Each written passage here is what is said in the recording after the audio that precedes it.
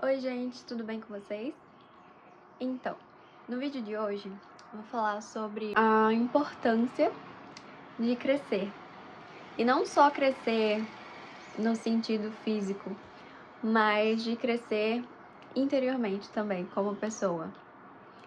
Acho que unir duas coisas é muito importante.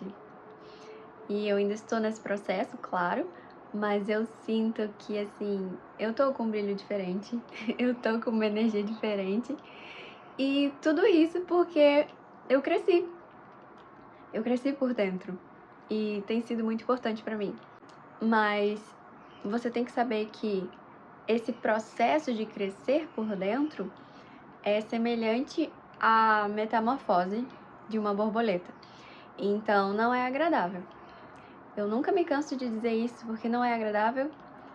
Todos os momentos que eu vivi, tudo que eu me permiti sentir para depois me transformar no que eu sou hoje, foi muito desagradável. Mas eu sempre acredito que após um momento ruim, os outros momentos bons vêm, e realmente vêm, porque nada é para sempre. A tristeza não é para sempre, a dor não é para sempre, nem a alegria é para sempre. Então, não tem porquê a minha transformação, a sua transformação, ser um momento somente ruim. E no meio desse processo de transformação interior, que não é fácil, tem muitas etapas, muitas etapas. Não vá você acreditando que é uma coisa fácil e descomplicada, porque é muito ao contrário disso. Eu gosto de fazer uma analogia desse processo de crescimento não só com a referência da lagarta, mas também com a referência de uma gestação. Porque quando nós mulheres estamos gestando um bebê dentro da gente, tem todo aquele processo de formação. E deve ser extremamente desagradável. Nossa, um dia eu fiz um fígado, outro dia eu fiz um coração.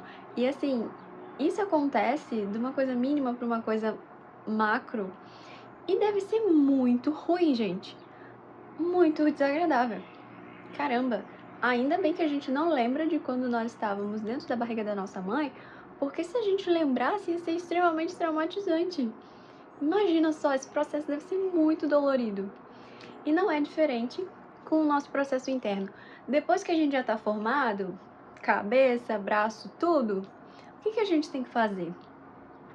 A gente tem que se transformar na nossa consciência.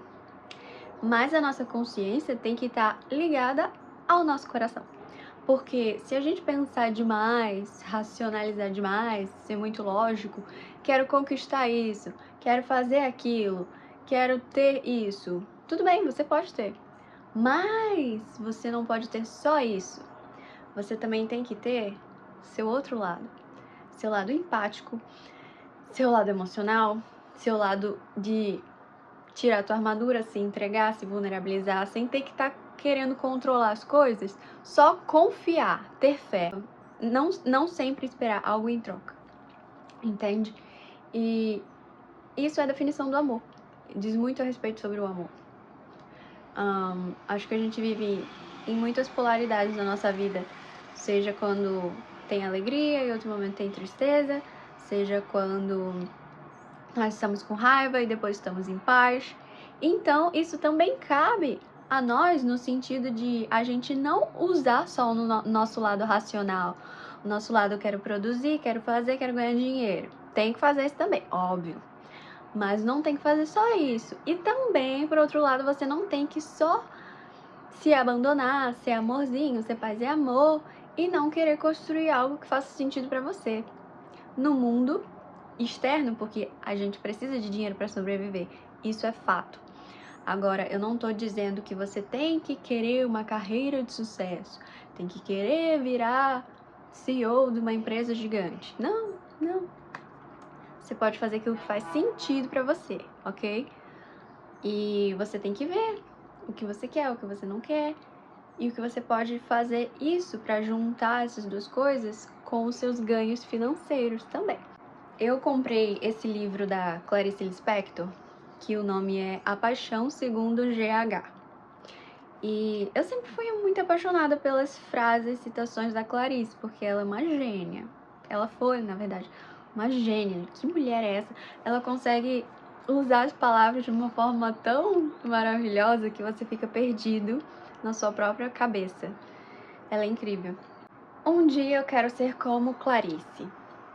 Clarice Lispector foi uma mulher muito à frente do seu tempo. Ela tinha personalidade, autenticidade, inteligência e beleza. E algumas coisinhas a mais.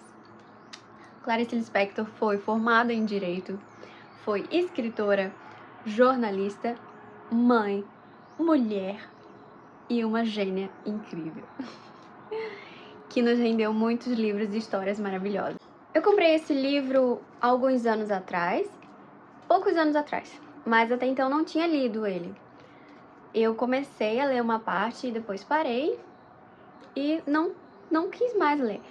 Mas agora parece que caiu como uma luva pra mim. Nada pra ler, eu terminei de ler o livro da Viola Davis, Em Busca de Mim, que é a biografia dela, e amei, mas aí depois fiquei sem nada pra ler. E eu amei. Tô gostando muito desse livro porque ele mexe com a nossa cabeça de um jeito diferente. Ele tem frases, tem frases, tem coisas muito subjetivas, mas que se você ler com calma e conseguir interpretar nas entrelinhas, você... Então, esse livro da Clarice fala sobre... basicamente fala sobre uma mulher que ela se encontra numa crise existencial e aí ela faz perguntas para si mesma em busca do autoconhecimento. Tem uma frase aqui que eu anotei, que fala basicamente: toda compreensão súbita é finalmente a revelação de uma aguda incompreensão. Todo momento de achar é um perder-se a si próprio. Eu entendi essa parte do livro como esse processo de se autoconhecer. Porque toda vez que você, por exemplo, você já está acostumada com um determinado comportamento, você já está acostumado com uma determinada conduta. E aquilo é o seu normal, é o que você conhece. Então, qualquer coisa que seja diferente disso, você vai achar estranho. Mas não é porque é estranho pra você, que é diferente, que seja ruim, entende? Só é diferente. Mas como o nosso cérebro já tá acostumado, né, com tudo ali bonitinho, quando a gente sai do normal, quando a gente sai do comum, é estranho pra ele, é estranho pra nós.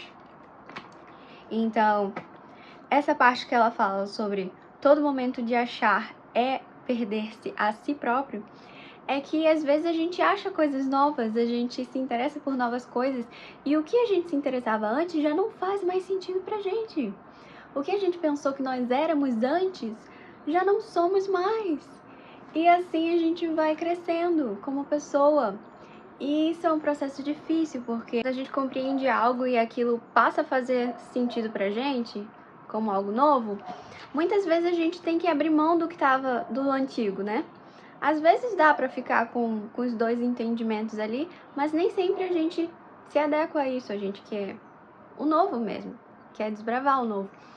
E aí, essa compreensão súbita é finalmente a revelação de uma aguda incompreensão. Por quê? Porque esse novo, ele também traz medo. E o medo é proveniente dessa coisa de que a gente se sente mais confortável ali no que a gente conhece, na nossa zona de conforto. Só que essa zona de conforto também não faz a gente crescer. O confortável não faz ninguém crescer. É porque essa descoberta do novo traz medo. E o medo às vezes empaca a gente. Então a gente tem que ficar ali lutando contra o medo, porque no fundo a gente sabe que quer dar um passo à frente. E quando a gente sabe que quer dar esse passo à frente, nós temos que trabalhar esse medo, porque se você deixar ele vencer nessa luta, você vai ficar empacado lá atrás e não vai conseguir avançar. Então a gente tem que ir ali fazendo um joguinho de cintura com esse medo, porque senão ele não deixa a gente passar daqui, tá? O medo fica aqui, você fica aqui, e o outro lado tá lá te esperando e você não vai por causa do medo. Esse foi o vídeo de hoje, espero que vocês tenham gostado. Então, eu trouxe esses textos do livro da Clarice, A Paixão Segundo GH. Depois eu pretendo trazer mais alguns outros aqui para desenrolar ao longo dos vídeos, porque esses textos são muito legais e importantes. esse foi o vídeo de hoje. Espero que vocês tenham gostado. Até a próxima e tchau, tchau!